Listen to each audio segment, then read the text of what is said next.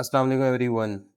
मेरा नाम है इंजीनियर वसीम और इस वीडियो के अंदर हम देखने जा रहे हैं फिज़िक्स का मॉडल पेपर 2027 ग्रेड 12 का, यानी कि कैम्ब्रिज आखान यूनिवर्सिटी एग्जामिनेशन बोर्ड ने पेपर पैटर्न चेंज किया है और सेकंड ईयर और ग्रेड 10 का सिलेबस जो है वो अब हमारे पास उसके लिए नया मॉडल पेपर लेकर आए हैं।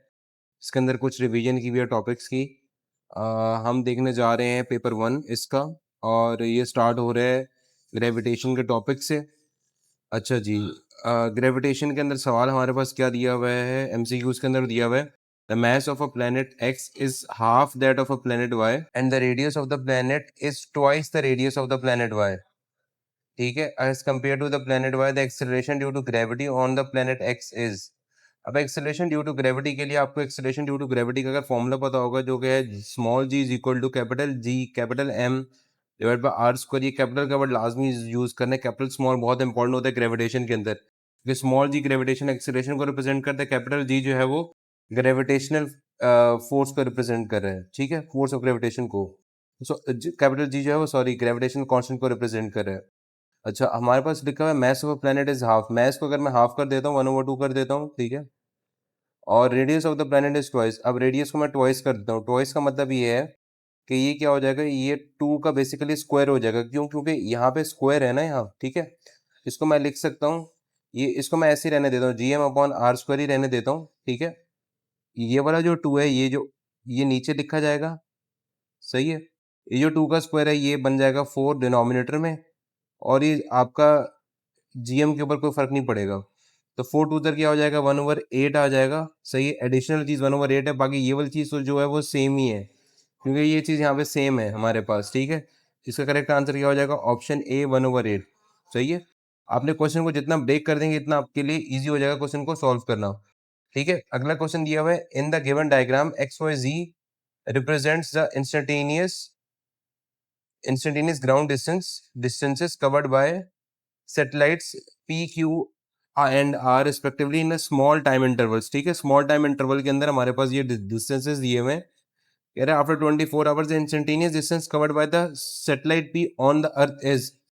वो सैटेलाइट P जो है वो कितना का डिस्टेंस कवर करेगी। अब देखें, ये जो P है इसके लिए हमारे पास जो ग्राउंड डिस्टेंस है, जैसे कि आप देख सकते हैं कि ये जो पॉइंट आपके पास है Y है, ये X है और ये Z है, ये आप देख सकते हैं कि इक्विलेटरल हैं सारे एक सैटेलाइट से।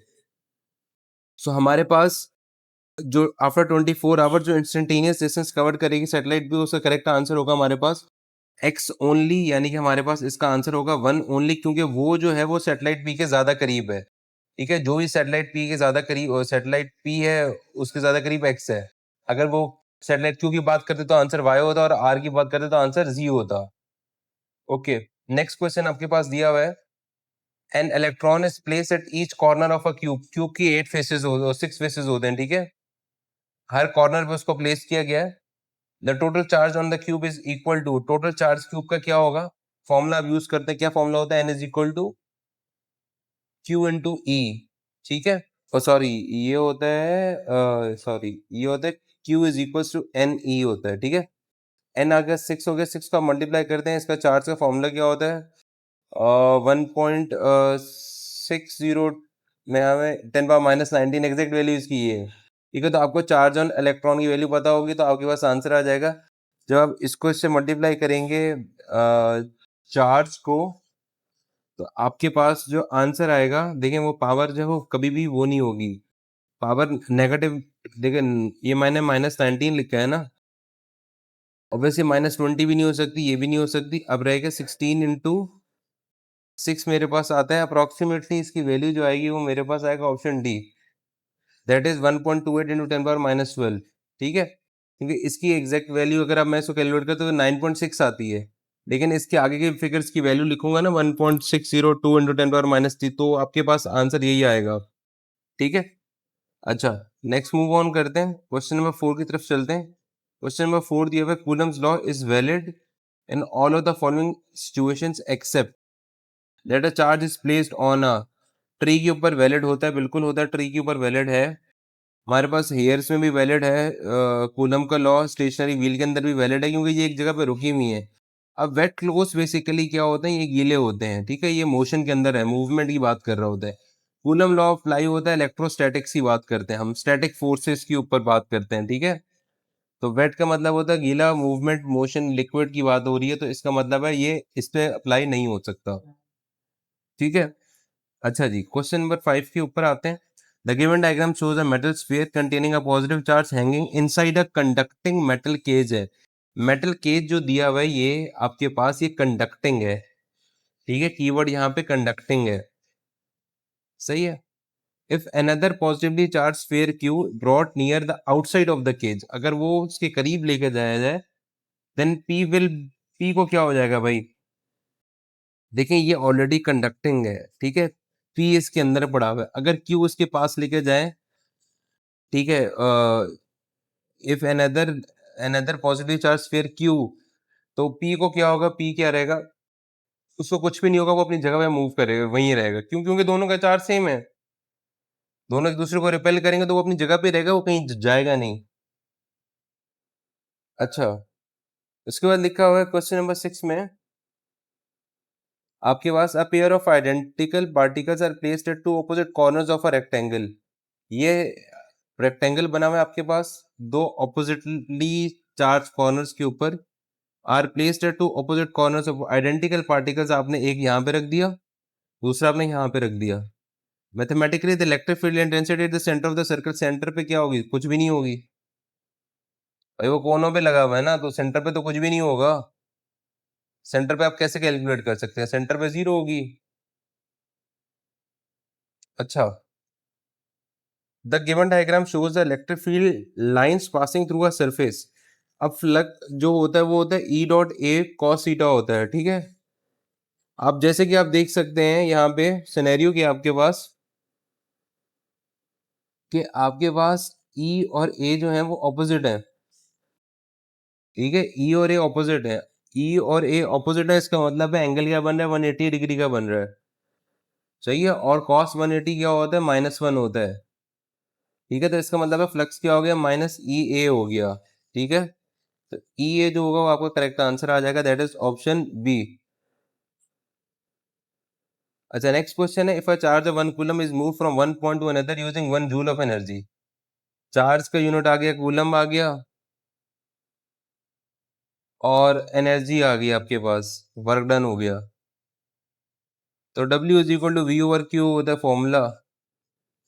देन दिस डिफाइंस, ये हम वोल्ट की बात करें, ओम, टेस्ला, फेरेड नहीं होता है यहाँ पे, ठीक है। अच्छा, the negative rate of change of potential gradient with respect to displacement, तो ये हमारे पास आता है इलेक्ट्रिक फील्ड आता है, ठीक है।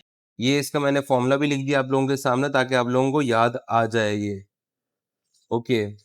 If the air between the parallel plates of a capacitor is replaced by any other electric medium while other parameters remain the same, then the capacitance will, capacitance का जो फॉर्मूला होता है वो ये होता है, A epsilon naught epsilon R over D.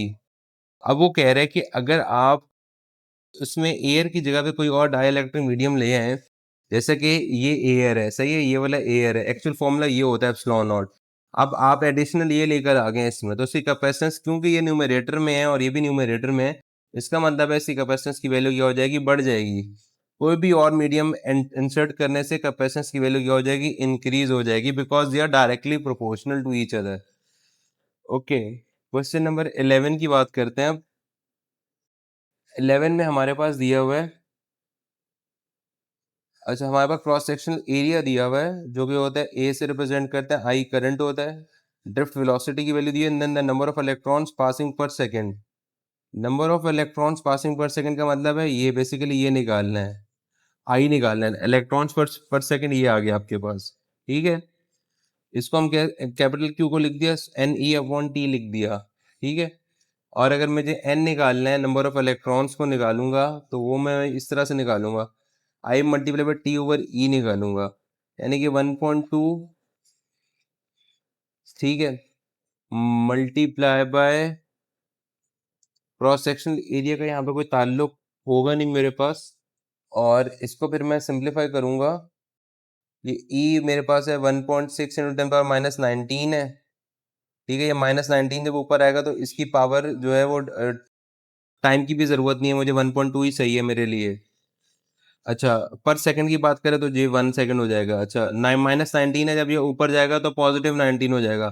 तो +19 power ना इसमें आ रही है, ना इसमें आ रही है, ना इसमें आ रही है, वो सिर्फ और सिर्फ इसी में आ रही है। कुछ ऑप्शंस ऐसे होते हैं, सवाल ऐसे होते हैं जिनके आंसर जो है वो निकालने का तरीका क्या है कि उनके ऑप्शंस को देख लें तो आपके पास आंसर मिल जाएगा आपको। ओके, क्वेश्चन नंबर 12 देखते हैं। The reciprocal of the ability of a material to conduct electric current. वो कंडक्शन का ऑपोजिट क्या होता है आपके पास? ठीक है, ये तो आपको पता ही है, रेजिस्टिविटी ही होता है। कंडक्टिविटी का ऑपोजिट रेजिस्टिविटी होता है। कंडक्ट इलेक्ट्रिक करंट का मतलब कंडक्टिविटी की वो यहाँ पे बात कर रहा था। By increasing the intensity of light falling on LDR, LDR के ऊपर अगर आप इंटेंसिटी ऑफ लाइट वो कर रहे हैं, इंक्रीज कर रहे हैं, तो एलडीआर की और है उसकी रेजिस्टेंस की वैल्यू क्या हो रही है, कम होती जा रही है। सही है। The component whose resistance increases और decreases with increase in temperature, उसको हम थर्मिस्टर कहते हैं। क्योंकि ये तो डिवाइसेज हैं, ये भी डिवाइस है, इसको रियोस्टेट कहते हैं, और ये एलडीआर अभी हमने ऊपर डिस्कस किया था। ठीक है। अच्छा जी, उसके बाद लिखा हुआ है क्वेश्चन नंबर 15 में, the given diagram shows a source of EMF connected to an external resistance R. Formula क्या होता है भाई? फॉर्मूला ये होता है, एक्चुअल फॉर्मूला इसका ये होता है कि ये होता है ई माइनस आई आर होता है। ठीक है, टर्मिनल पोटेंशियल डिफरेंस का ये फॉर्मूला होता है।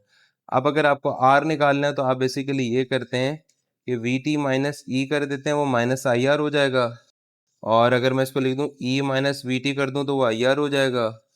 तो स्मॉल आर की वैल्यू क्या हो जाएगी? E minus V T upon I हो जाएगा। सही है, तो ये आ जाएगा E minus V T upon I. तो ये मेरे पास 15 का ये आंसर हो जाएगा।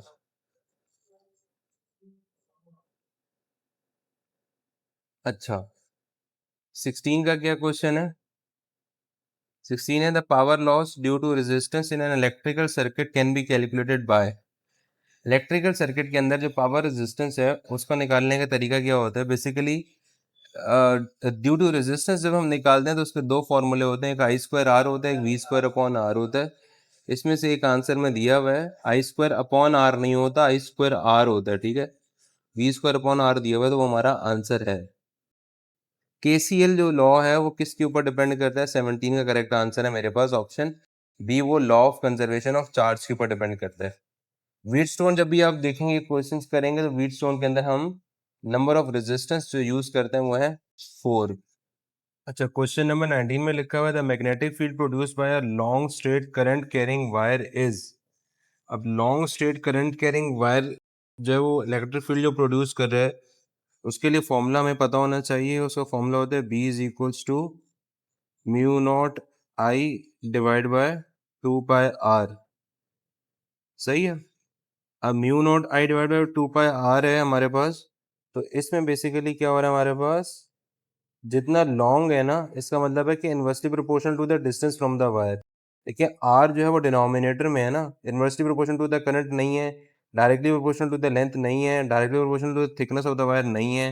इसका मतलब है करेक्ट आंसर मेरे पास क्या आ गया? ऑप्शन डी आ गया। अच्छा, नेक्स्ट क्वेश्चन दिया हुआ है question number 20, the diagram shows a toroid carrying current. Toroid carry कर रहा है करंट को, the magnetic field at 1 2 and 3। अब मैग्नेटिक फील्ड 1 के ऊपर क्या, देखो अंदर तो हॉलो स्फीयर है ना, वो तो बाहर की तरफ है, तो यहाँ पे तो जीरो हो गई। जीरो हमारे पास कौन सा ऑप्शन में है? बी भी हो सकता है और सी भी हो सकता है। अच्छा, टू है, टू के बिल्कुल टू तो सेंटर में पड़ा हुआ है हमारे पास, और टू के अंदर मैग्नेटिक फील्ड है। तो इन दोनों ऑप्शंस को चेक करें तो मेरे पास ये वाला ऑप्शन, ये तो गलत हो गया, जीरो नहीं है। इसका मतलब मेरे पास ऑप्शन बी सही है। मैं थ्री को भी चेक करता हूँ, थ्री भी बाहर पड़ा हुआ है, इसका मतलब यहाँ पे फील्ड जीरो है, तो इसका मतलब है मेरे पास जो करेक्ट आंसर आएगा वो आएगा ऑप्शन बी। ठीक है। ओके, क्वेश्चन नंबर 21 लिखा है, from the given diagram the direction of the force experience by the rod is towards. अब 21 के अंदर हमारे पास जो है ना, डायरेक्शन निकालने के लिए हम यूज करते हैं यहाँ पे फ्लेमिंग का लेफ्ट हैंड रूल। ठीक है, लेफ्ट हैंड रूल, अपना लेफ्ट हैंड देखें। लेफ्ट हैंड में हमारे पास तीन चीजें होती हैं, एक आपकी फर्स्ट फिंगर होती है, ठीक है, एक आपकी मिडिल फिंगर होती है, और एक आपका थंब होता है। ठीक है, थंब बता रहा है फोर्स की डायरेक्शन, फर्स्ट फिंगर बता रही है आपके पास करंट की डायरेक्शन, और मिडल फील्ड बता रही है आपके पास फील्ड की डायरेक्शन। तो हमारे पास इस सिचुएशन के अंदर 21 के केस में हमारे पास जो फील्ड बनेगी वो बाहर की तरफ, यानी कि हमारे पास इस डायरेक्शन में लेफ्ट साइड के ऊपर हमारे पास फील्ड बन रही होगी। ठीक है, आप चेक कर सकते हैं इसको। ओके, क्वेश्चन नंबर 22 लिखा हुआ है galvanometer can be use as a potential measuring instrument. Potential measuring instrument है, यानी कि वोल्ट मीटर की बात कर रहा है। वोल्ट मीटर का मतलब क्या होता है? हाई रेजिस्टेंस सीरीज में लगा दो ताकि उसमें से कोई करंट ना पास हो सके। ठीक है, अच्छा जी, क्वेश्चन नंबर 23 में लिखा था given diagram shows a bar magnet following through a metal ring. अब ये बार मैग्नेट है, ये मेटल की रिंग से फॉलो होके जा रहा है।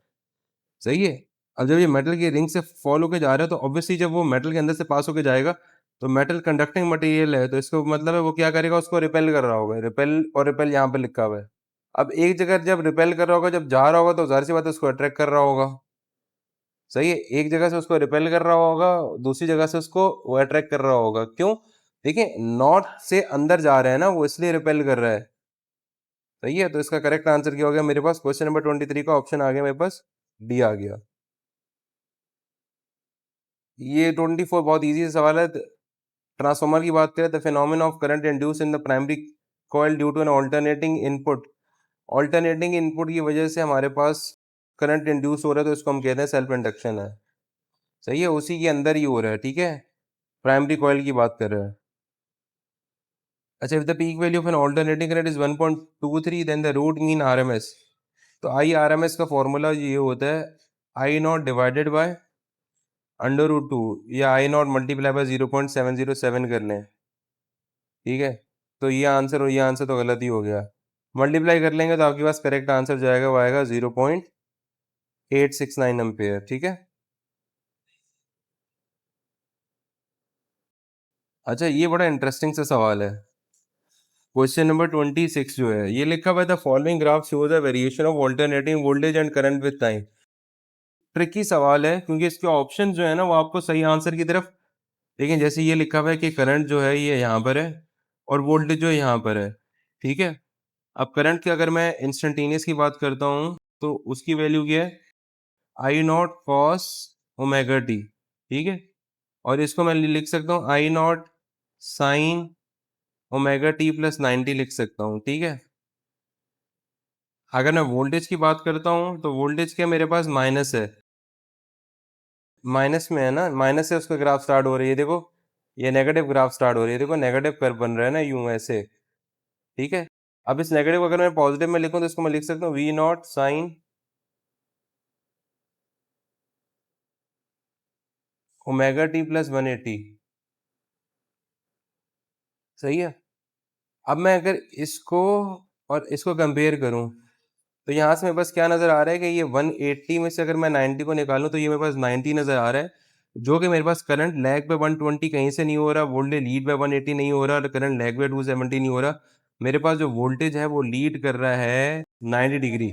देखिए इसमें क्लियरली एक ही इंडिकेशन थी कि वो 90 डिग्री का ही फेज डिफरेंस था। अब सवाल ये था कि वोल्टेज लीड कर रहा है या करंट लीड कर रहा है, तो उसकी लॉजिकल रीजन भी दे दिया मैंने आपको। क्वेश्चन नंबर 27 लिखा हुआ है कि silicon dope with pentavalent impurity.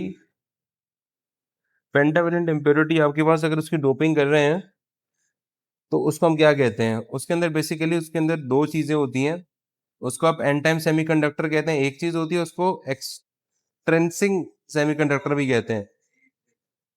ठीक है, तो 27 का करेक्ट आंसर क्या आ गया? सी आ गया। अगर यहाँ पेंटा की जगह ट्राई होता तो आपका करेक्ट आंसर क्या हो जाता है? ये 2 और 4 हो जाता। सही है, सिर्फ पेंटा की जगह ट्राई कर देंगे तो आंसर चेंज हो जाएगा। क्वेश्चन नंबर 28 जो लिखा हुआ है वो लिखा हुआ है when the P type region of a PN junction is connected to the low potential of a cell and the n type region is connected to the high potential of the cell। देखो p type जो है वो low potential पे connect हुआ और n type जो है high potential पे कनेक्ट हुआ, then that thickness of the depletion region क्या होगी? जब p जो है वो लो पोटेंशियल पे कनेक्ट हुआ है, ठीक है, और n जो है हाई पोटेंशियल पे कनेक्ट हो रहा है, तो थिकनेस जो होगी वो बढ़ती जाएगी। ठीक है, थिकनेस की जो डिप्लेशन रीजन होता है वो बीच का छोटा सा रीजन होता है जहाँ पे आपके पास कंडक्शन के दौरान जो है वो इलेक्ट्रॉन और होल की मूवमेंट हो रही होती है। तो उसकी वैल्यू क्या होगी, बढ़ती जाएगी। ठीक है, अब ये इस रिवर्स के केस में भी याद रखिए कि रिवर्स अगर होगा तो क्या होगा। अच्छा जी, क्वेश्चन नंबर 29 की तरफ चलते हैं। ये ब्रिज रेक्टिफायर आपके पास है, जिसके अंदर हमारे पास ये इनपुट आती है और आउटपुट हमारे पास हर साइकिल के अंदर आती है। ठीक है, अच्छा अब कह रहे हैं कि इनपुट और आउटपुट टर्मिनल्स कौन से हैं। भाई ये तो बड़ा आसान सा सवाल है। अगर आपको डायग्राम याद है तो आप लोगों को ये पता होना चाहिए कि मेरे पास जो आउटपुट, ये मेरे पास एक इनपुट टर्मिनल आ गया। ठीक है, ये मेरा एक इनपुट टर्मिनल हो गया। ठीक है, और ये पूरा घूम के मेरे पास यहाँ से जाके एग्जिट कर रहा होगा और ये मेरे पास आउटपुट टर्मिनल आ गया। सही है, तो ये मेरा इनपुट जो हो गया वो हो गया 2 एंड 4 और आउटपुट जो हो गया उसका ऑपोजिट हो गया 1 एंड 3। अच्छा जी, उसका लिखा suppose you are driving a car at the night time with half of the speed of the light. Half of the speed of light से मूव करें, you switch on the headlights of the car, then the light will travel with. देखिए आप जो travel कर रहे हैं इस वक्त वो half of the speed of light से ट्रेवल कर रहे हैं। ठीक है, अब जैसे ही आपने हेडलाइट्स ऑन की तो कार जो होगी वो ट्रेवल करेगी स्पीड ऑफ लाइट से। अब कार जब स्पीड ऑफ लाइट से ट्रेवल करेगी तो आपकी स्पीड क्या होनी चाहिए, वो ये पूछ रहे हैं। आपकी स्पीड भाई डबल होनी चाहिए ना, क्योंकि डबल होगी तभी ये 2 और 2 कैंसिल होकर सी आएगा आंसर।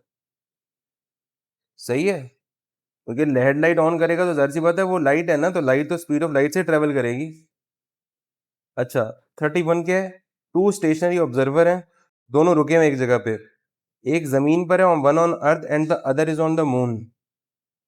ठीक है, measure the length of a rocket moving with a very high speed relative to both the observer. ठीक है, the measure length of the rocket depends on. अब जो मेजरमेंट की जो लेंथ है वो किस चीज के ऊपर डिपेंड कर रहा है। ठीक है, वो देखें दोनों स्टेशनरी हैं। ठीक है, एक मून पे खड़ा हुआ है और एक अर्थ पे खड़ा हुआ है। रॉकेट हाई स्पीड से मूव कर रहे हैं, तो बेसिकली जब हाई स्पीड से मूव कर रहे हो तो हमारे पास रिलेटिव मोशन का कॉन्सेप्ट आता है। और रिलेटिव मोशन का मतलब ये है कि रिलेटिव वेलोसिटी जो है वो ऑब्जर्वर और रॉकेट के दरमियान कितनी है, उस चीज के ऊपर डिपेंड करती है क्या, मेजर लेंथ। सही है, relative velocity between observer and rocket के ऊपर डिपेंड करता है।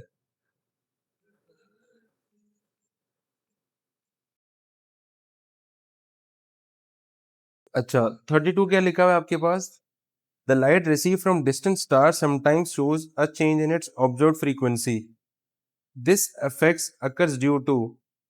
अब हमारे पास ये जो लाइट है ये किस वजह से हो रहा है, shows a change in observe frequency. ये बेसिकली होता है ड्यू टू रिलेटिव मोशन। हम कहते हैं कि ये मोशन में नहीं है लेकिन वो मोशन में होता है। Planck constant has the same unit as. Planck constant formula होता है E is equal to H F, और एच क्या होता है E अपॉन एफ। ठीक है, E क्या होता है, एनर्जी होता है, और एफ क्या होता है, 1/d होता है, तो सेकंड्स हो जाएगा ये। ठीक है, तो एनर्जी तो नहीं हो सकता, वर्क डन भी नहीं हो सकता, टॉर्क भी नहीं हो सकता, तो एंगुलर मोमेंटम इसका आंसर है। ठीक है, अच्छा if momentum of a photon becomes twice that of photon y, then the ratio of their energies will become। Momentum का फॉर्मूला फोटोन के हिसाब से वो यही होता है। ठीक है, जितना मोमेंटम होगा अगर वो डबल होगा तो इसकी वैल्यू भी डबल ही हो जाएगी। ये इतना मुश्किल सवाल नहीं था आप लोगों के लिए।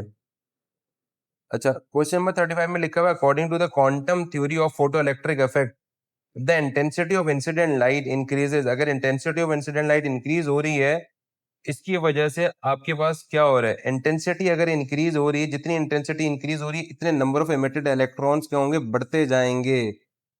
ठीक है, फोटो इलेक्ट्रिक इफेक्ट आपको जहन में होना चाहिए। तो जो वो उसका फिनोमिना ही है कि जितना इंटेंसिटी बढ़ी इतने नंबर ऑफ इलेक्ट्रॉन्स क्या हो रहे हैं हमारे पास, बढ़ते जा रहे हैं। सही है, if an electron's address combined with a positron address then the process results in the emission of। अब एक पॉजिट्रॉन है और एक आपके पास है इलेक्ट्रॉन है, इलेक्ट्रॉन का ऑपोजिट होता है। ठीक है, तो हमारे पास एक तो आंसर आएगा कि 2 फोटॉन्स निकलेंगे और उन फोटॉन्स की एनर्जी क्या होगी, 0.51 मेगा इलेक्ट्रॉन वोल्ट होगी उसकी फाइनल आंसर। ठीक है, इसके बाद नेक्स्ट क्वेश्चन है, the mass of proton is 1.007276, the energy equivalent of this mass is approximately. अब एनर्जी इक्विवेलेंट क्या है, भैया 1.00727 को मल्टीप्लाई कर लो, जो एग्जैक्ट एनर्जी की वैल्यू है 931.5 है, इसको मल्टीप्लाई कर लो तो आंसर क्या आ जाएगा?